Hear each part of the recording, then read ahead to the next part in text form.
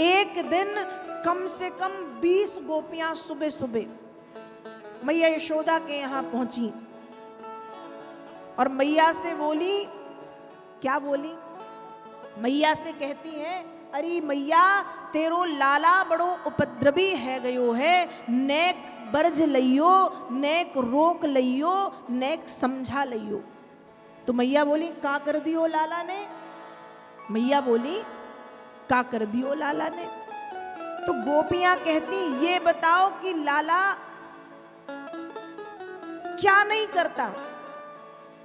तो मैया ने कहा, यही बता दो क्या नहीं करता।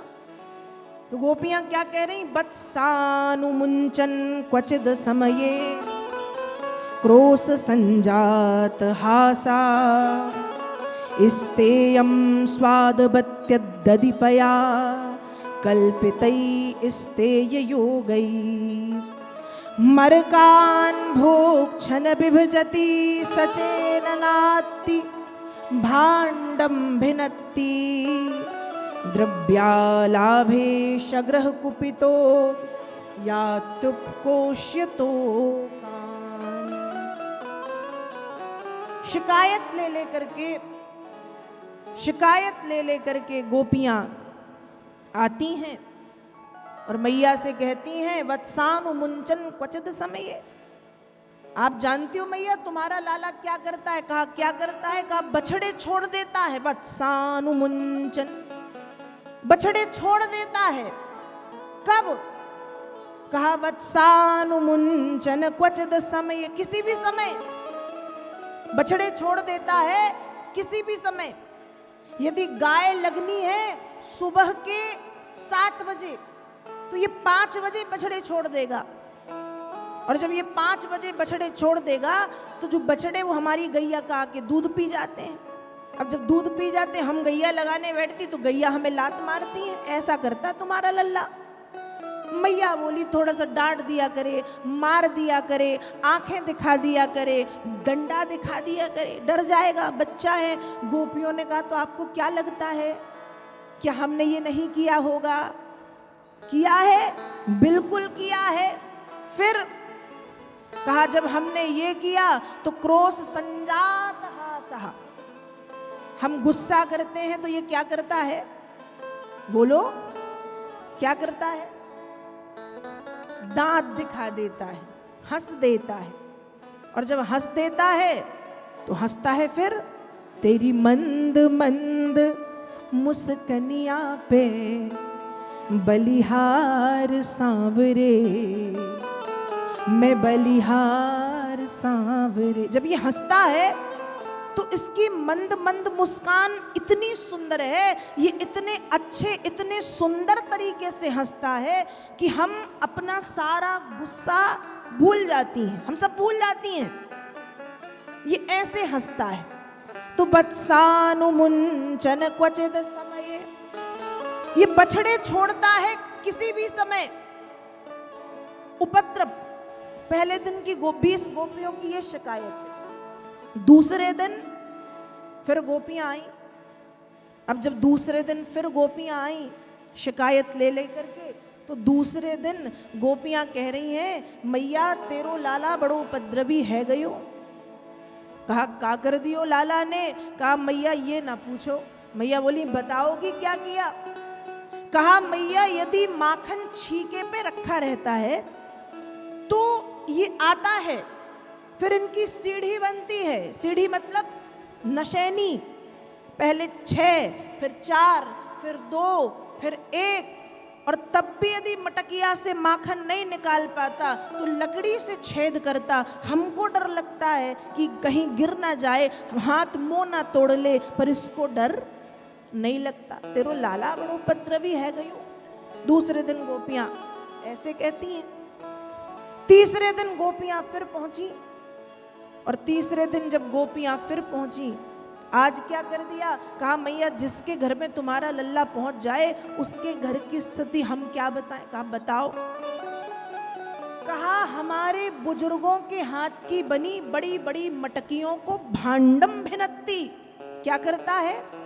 तोड़ देता है, फोड़ देता है, माखन फैला देता है। इतना उपद्रव एक दिन में ये करता है कि उसको समेटने में हमको 1 हफ्ता लगता है।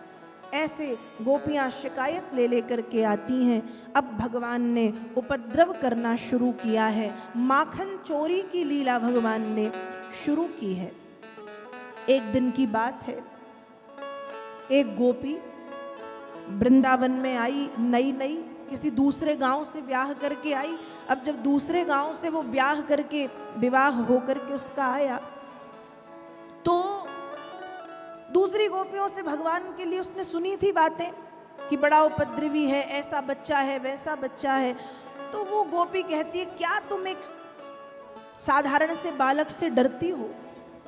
उसको सुधारना तो हमारे एक हाथ का काम है, ऐसे सुधारूंगी। तो दूसरी गोपियों ने कहा कि देख, उसके चक्कर में मत पड़, कन्हैया के चक्कर में मत पड़। वो इतना टेढ़ा है कि उसको आज तक कोई सीधा नहीं कर पाया, लेकिन उसने तुम जैसे टेढ़ों को बहुत अच्छे से सीधा किया, इसलिए तुम तो उसके चक्कर में पड़ो ही मत। गोपियों ने समझाया, पर इस गोपी को थोड़ा पढ़ी लिखी ज्यादा थी, अभिमान था। भगवान सुन रहे थे। भगवान ने कहा, अच्छा मुझको सुधारेगी? भगवान ने कहा, अच्छा मुझे सुधारेगी? और भगवान कहाँ पहुंचे? भगवान पहुंचे उस गोपी के घर। वो घर नहीं पहुंच पाई, भगवान पहुंच गए, और जितना दूध दही माखन रखा था भगवान ने सब फैला दिया, और ज्यों के तो दरवाजे लगाए और दरवाजे लगा के छिप गए। गोपी पानी भरने गई थी, पानी भर के जब गोपी लौटी, लौट करके जब दरवाजे खोले तो आगे बढ़ी, आगे पड़ा था माखन, माखन पे पैर पड़ा। जब माखन पे पैर पड़ा तो फिसल गई, और फिसल गई तो ऐसी फिसली कि सीधे सामने वाली दीवार पे जाके लगी। अब सामने वाली दीवार पे जाके जब लगी तो भगवान छिपे थे, निकल के आए। भगवान ने कहा, गोपी मैया धन्यवाद दे दो इस दीवार को। क्यों?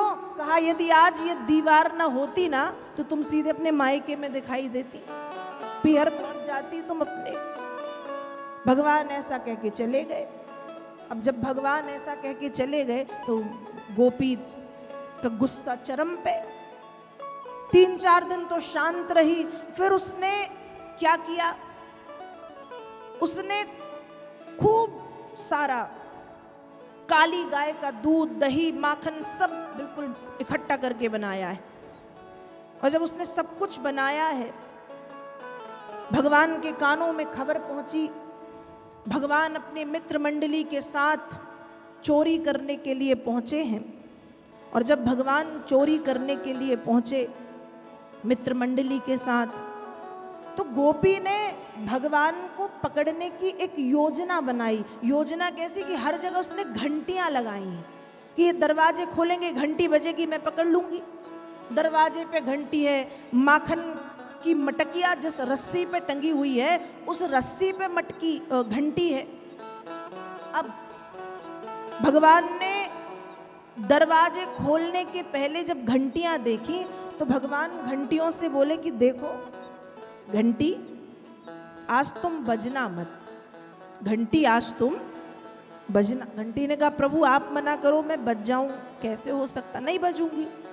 ठीक है। दरवाजे खोले, घंटी नहीं बजी। अंदर गए, घंटी नहीं बजी। जिस रस्सी पे मटकी टंगी थी उस रस्सी को पकड़ करके हिला दिया, पर घंटी नहीं बजी। मटकिया के चारों तरफ घंटी है, मटकी को पकड़ के हिला दिया, घंटी नहीं बजी। मटकिया के भीतर हाथ डाला, घंटी नहीं बजी। माखन निकाला, घंटी नहीं बजी। लेकिन जैसे ही भगवान ने माखन खाया, माखन खाते ही घंटी बज गई। अब जैसे ही घंटी बजी तो गोपी आ गई। अब गोपी आई तो भगवान बोले, क्यों घंटी, मना किया था ना तुम बजना मत, मेरे मना करने के बाद भी तुम बजी तो क्यों बजी? घंटी कहती, देखो सरकार, इसमें मेरी कोई गलती नहीं है। भगवान ने कहा, तो मेरी गलती है? कहा, हाँ आपकी गलती है। भगवान बोले, अरे एक तो चोरी और फिर सीना चोरी, गलती तेरी और मुझ पे थोप रही हो? घंटी ने कहा आपकी गलती है। भगवान बोले कैसे? कहा वेदों में आपने ही लिखवाया है कि जब प्रभु को भोग लगता है तो घंटी का बजना जरूरी होता है। अरे ठाकुर जी भोग लगाए और घंटी ना बजे, ये कैसे संभव है? तो सरकार आपने लगाया था भोग, मेरा काम था बजना, तो मैं बज गई। अब घंटी बज गई तो गोपी आ गई। अब गोपी आ गई तो कन्हैया को सब छोड़ के भाग गए। सब छोड़ के भाग गए, भगवान अकेले खड़े हैं। गोपी ने हाथ पकड़ा, लाला तू आज पकड़ में आ गए हो, आज तेरी मैया से बताऊंगी कितनो उपद्री है तू। हाथ पकड़ के गोपी ले जाने लगी, पर गोपी ने सोचा ये रास्ते में भाग सकता है, उपद्रवी है। तो गोपी कहती आज मैं नहीं जाऊंगी, आज तेरी मैया को यहां लाऊंगी। और उसने एक रस्सी निकाली और रस्सी से वो कन्हैया को बांधने लगी।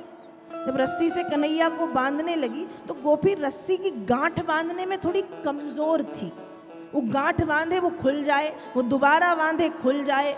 भगवान ने देखा, भगवान ने गोपी को मीठी मीठी बातों में लगाना शुरू किया। और भगवान कहते गोपी मैया तुमको तो ठीक से बांधते भी नहीं आता। गोपी ने कहा हाँ हाँ कन्हैया ये बात तो सही। मीठी मीठी बातों में वो आ गई भगवान के। भगवान बोले मैं सिखा दूं? गोपी ने कहा बिल्कुल सिखा दो।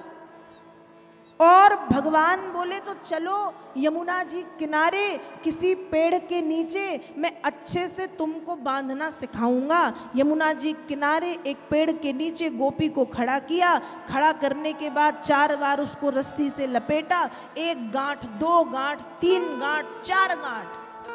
और गोपी से पूछा अब बन जाएगा? गोपी ने कहा हाँ हाँ अब बांध लूंगी मैं, अब तुम मुझे छोड़ दो। तो भगवान ने सिर पे हाथ पटका और सिर पर हाथ पटक के भगवान कहते मैया गलती हो गई। गलती कैसी? कहा मैया जैसे तुमसे बांधते नहीं बनता ना, वैसे ही हमसे छोड़ते नहीं बनता। और ऐसा कह के भगवान वहां से चले गए। अब भगवान वहां से चले गए, सारे दिन धूप में यमुना जी किनारे गोपी बंधी रही। शाम को जब दूसरी गोपियां आई तब उस गोपी की रस्सी को छोड़ा और कहा कि बोला था ना उसके चक्कर में मत पड़ना, इतना टेढ़ा है कि आज तक उसको कोई सीधा नहीं कर पाया, लेकिन उसने तुम जैसे अच्छे अच्छे टेढ़ों को सीधा किया है। ऐसी लीलाएं भगवान ब्रजभूमि में करते हैं।